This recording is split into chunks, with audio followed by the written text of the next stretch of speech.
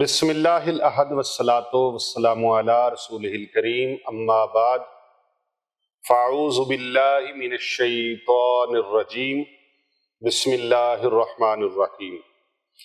ان اللہ وملائکتہ یصلون علی النبی یا ایہا الذین آمنوا صلوا علیہ وسلموا تسلیما۔ اللہم صلی علی محمد وعلی آل محمد۔ ہر قسم کی حمد و ثنا اللہ وحدہ لا شریک کی ذات بابرکات کے لیے،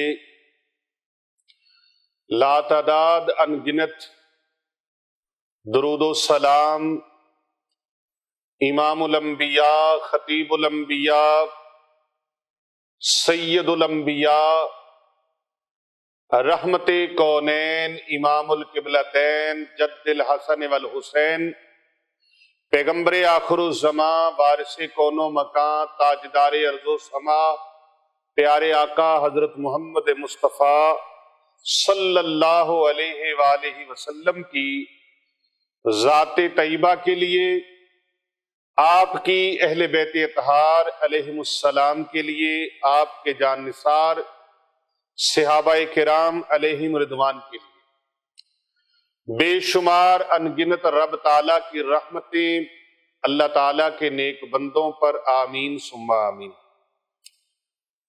معزز و محترم سامعین کرام، ناظرین گرامی قدر، حاضرین مجلس، اور اپنے اپنے گھروں میں، اپنے اپنے شہروں میں، اپنے اپنے ملکوں میں، پوری دنیا میں جہاں جہاں بھی ہیں، بر اعظم ایشیا، بر اعظم یورپ، بر اعظم افریقہ، پوری دنیا کے اندر جہاں بھی، بلکہ جہاں جہاں بھی امت محمدیہ بستی ہے، تمام کو میری طرف سے السلام علیکم ورحمۃ اللہ وبرکاتہ۔ آج جو عمل میں پیش کرنے لگا ہوں، جن لوگوں کا کاروبار ٹھپ ہو چکا ہے، رزق روزی ختم ہو چکی ہے، چلتا چلتا کام رک گیا، وہ چاہتے ہیں کہ کاروباری چمک دمک کا پھر سے عروج آئے، اللہ تعالیٰ پھر سے وہ بہاریں عطا فرمائے، پھر سے وہ رونقیں، پھر سے وہ خوشحالیاں لوٹ آئیں، جو موسم خزاں کی طرح، خزاں رسیدہ پتوں کی طرح درختوں سے جھڑ چکی تھی خوشیاں، جیسے خزاں رسیدہ پتے جھڑ جاتے ہیں درختوں سے، ایسے جن خوشیوں نے، جن رونقوں نے، جن بہاروں نے منہ پھیر لیا ہے، اگر آپ چاہتے ہیں کہ وہ رونقیں، وہ بہاریں واپس آ جائیں، اللہ تبارک و تعالی رزق دولت اتنی عطا فرمائے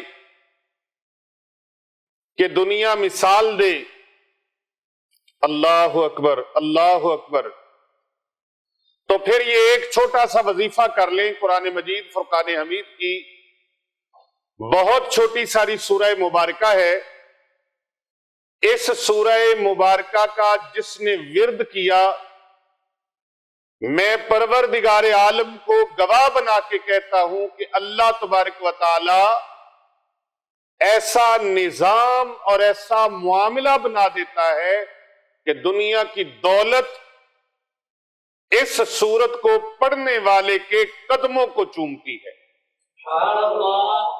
دنیا دولت قدم چومتی ہے، دنیا قدم چومتی ہے۔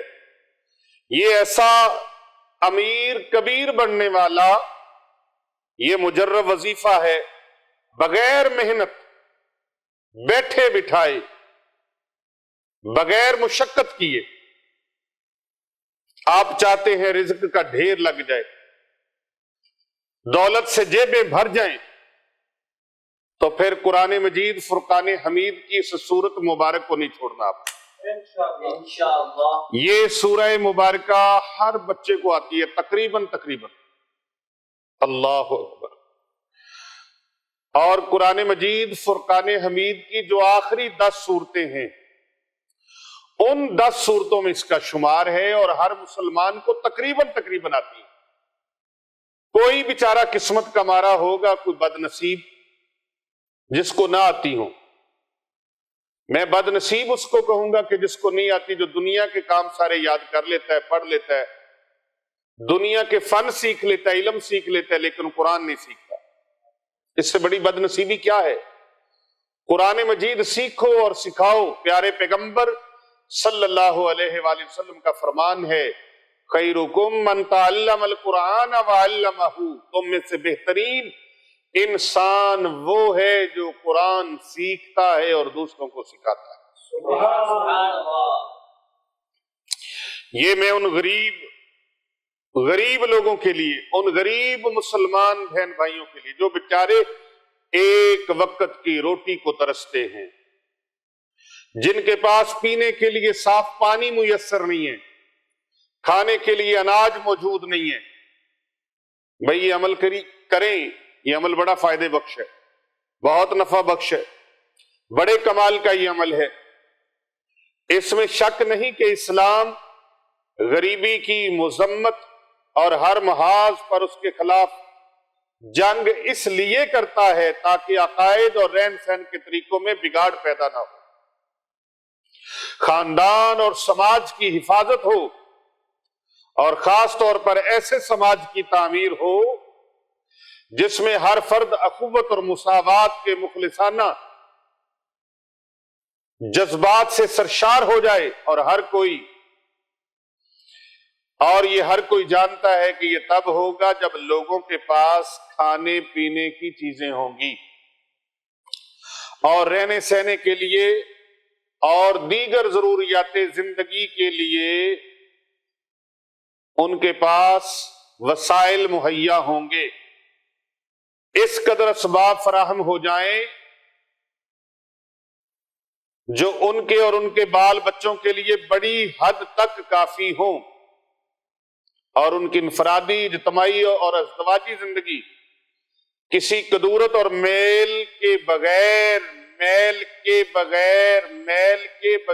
اپنے رب کی خوشنودی حاصل کرنے اور اس سے تعلق استوار کرنے میں بسر ہو۔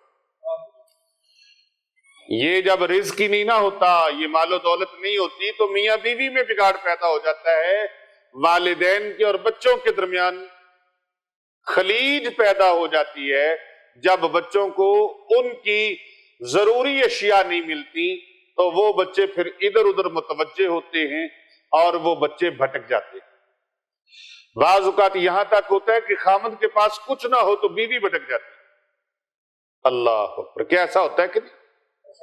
رشتہ داروں میں، برادریوں میں رشتہ دار منہ نہیں لگاتے، سلام نہیں لیتے، اس کے گھر آنا پسند نہیں کرتے۔ بھئی پیسہ دیلا ہوگا تو وہ بیچارہ کوئی ضرور گھر کی چیزیں لے گا نا، پیسہ دیلا ہوگا تو کسی کو کھلائے پلائے گا نا، پیسہ دیلا ہوگا تو کسی کو کپڑے اچھے لے کے دے گا نا بیوی بچوں کو۔ آج کل تو لوگ ہاتھ ملانے سے پہلے آپ کی اوقات دیکھ لیتے ہیں، آپ کی حیثیت کو دیکھ کر ہاتھ آگے بڑھاتے ہیں، پہلے آپ کی حیثیت کو تولتے ہیں کہ یہ بندہ کتنے جوگا ہے، اس کے پاس کیا ہے کیا نہیں ہے۔ لہذا اللہ اکبر، اپنی زندگیوں کو فضول کاموں میں نہ گزاریں، محنت کریں، مشقت کریں، اور اپنے بال بچوں کے ساتھ ان کو بھی محنت اور مشقت کا درس دیں، ان کو ہارڈ ورکر بنائیں۔ پیر صاحب اپنی اولاد کو ہارڈ ورکر بنائیں، نازک نہ رکھیں، کبھی ان کی ضرورت پوری کریں اور کبھی نہ کریں، کبھی چیز دیں کبھی نہ دیں، اور ان کو کہیں اللہ سے دعا مانگو تاکہ ان کو پتا چلے کہ اللہ سے دعائیں بھی مانگی۔ اگر ہر خواہش ان کی پوری کرتے جاؤ گے، ہر چیز دیتے جاؤ گے، تو تب بھی معاملہ خراب ہو جاتا ہے۔ پھر وہ تکبر، گھمنڈ، ریاکاری، نمائش میں آ جائیں گے، اور پھر ان کو چیزوں کی قدر نہیں رہے گی، ویلیو نہیں رہے گی۔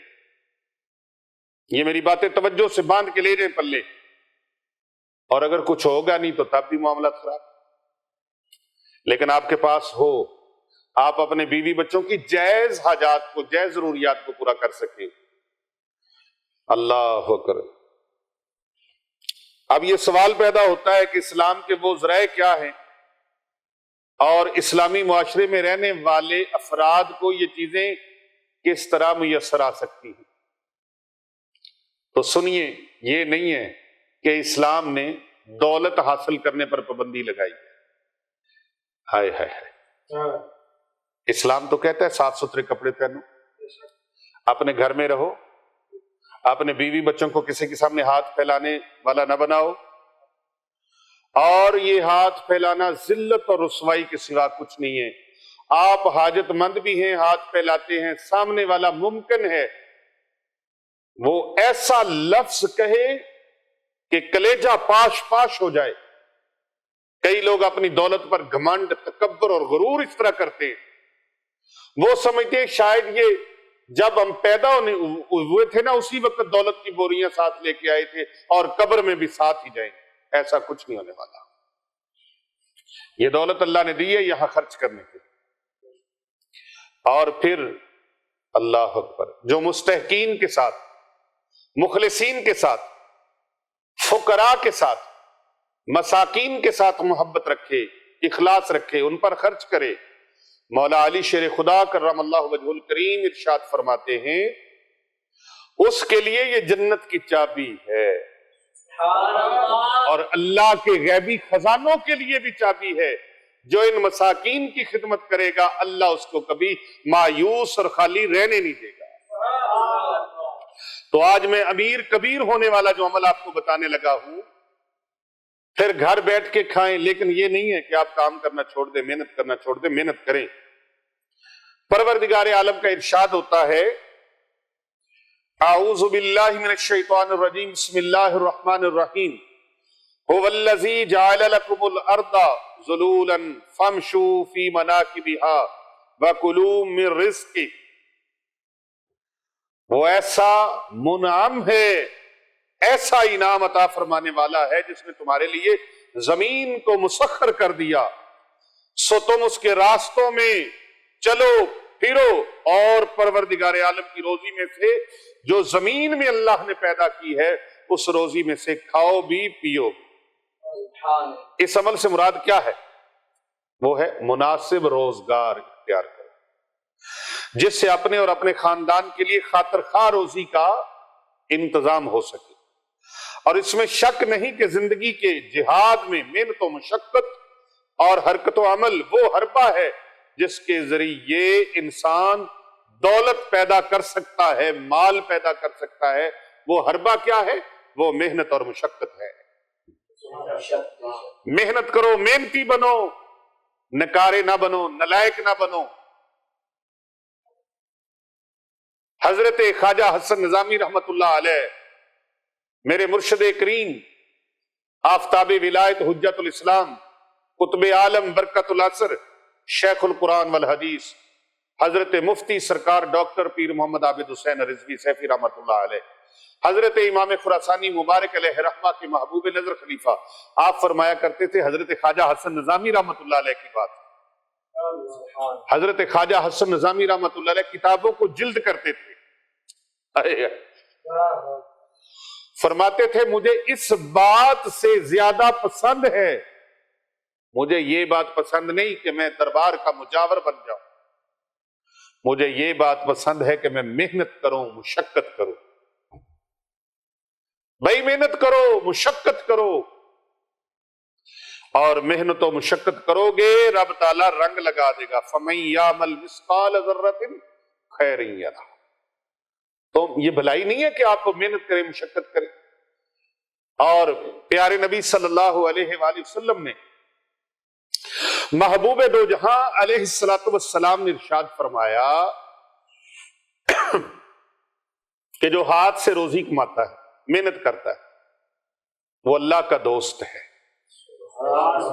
وہ اللہ کا بھائی امیر آدمی کا غریب آدمی دوست بن جائے، امیر ہو ذرا عزت والا اور سمجھ بوجھ رکھنے والا ہو، حیا والا ہو، تو وہ اپنے غریب دوست کو بھوکا نہیں رہنے دیتا۔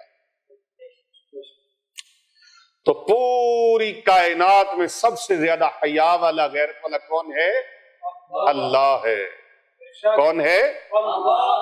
تو جو اللہ کا دوست بن جائے، رب تعالیٰ اس کو اپنے خزانوں میں سے خالی کیسے رہنے دے گا؟ سبحان اللہ، ذرا محبت سے کہیے، سبحان اللہ، یہ ایسے ایسے مزہ نہیں ہے، محبت سے کہیے۔ سبحان اللہ۔ آپ کہیں یہ تو نہیں سوچنے لگ گئے کہ پیر صاحب ہمیں محنت کی طرف ڈال رہے ہیں؟ بھائی آہا، سبق پھر پڑھ صداقت کا، شجاعت کا، عدالت کا، لیا جائے گا تجھ سے کام دنیا کی امام۔ سبحان اللہ، آپ مانگنے والے نہ رہیں، دین کو پڑھیں، سیکھیں اور سکھائیں اللہ کی رضا کے لیے،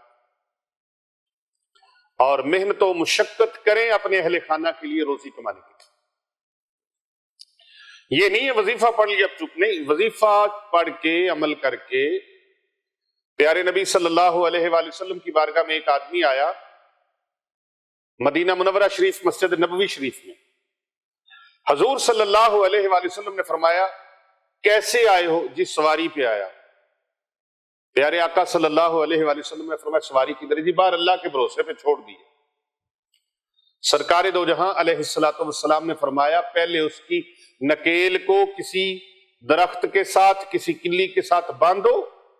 یہ مفہوم ہے آقا علیہ السلام کے فرمانے علی شان کا، پہلے اس کو کسی کے ساتھ باندھو، یعنی ہیلا اختیار کرو، پھر اس کو اللہ کی سپرد کر دو۔ محنت کریں، مشقت کریں، پھر ساتھ کہیں واللہ خیر الرازقین، اللہ ہی بہترین رزق عطا فرمانے والا ہے۔ لیکن یہ وظیفہ جو میں بتانے لگا ہوں، یہ آپ کی دکان نہیں چلتی، یہ پڑھیں، چھوٹی سی صورت ہے۔ کاروبار نہیں چلتا، فیکٹری نہیں چلتی، کارخانہ نہیں چلتا، جاب نہیں ملتی، روزگار نہیں ملتا، کوئی کام نہیں ہوتا۔ دنیا جہاں کا کوئی کام اڑ گیا ہے، آپ اس سورہ مبارکہ کو قرآن مجید کی صورت سے پیار کر لیں، محبت کر لیں، پھر دیکھیں آپ اس صورت سے محبت کریں، یہ سورہ مبارکہ آپ کو بھوکا نہیں مرنے دے گی۔ اللہ تبارک و تعالیٰ اس کی برکت سے آپ کے کاروبار میں ایسی چمک دمک پیدا فرمائے گا نا، دنیا دانتوں میں انگلیاں لے کے دیکھتی رہ جائے۔ سبحان اللہ، اللہ، محنت کرنی چاہیے، محنت۔ کرنی چاہیے۔ حضرت سیدنا صالح علیہ السلام نے، یہ بازبان قرآن ہے، انہوں نے جو اپنی قوم کو حکم فرمایا، اللہ نے ان کے اس فرمان کو اپنا قرآن بنا ڈالا۔ آپ نے اپنی قوم کو جو بات تاکید فرمائی، آپ نے فرمایا یا قوم اعبدوا اللہ ما لکم من الہ غیرہ هو انشأکم من الارض واستعمرکم فیہا۔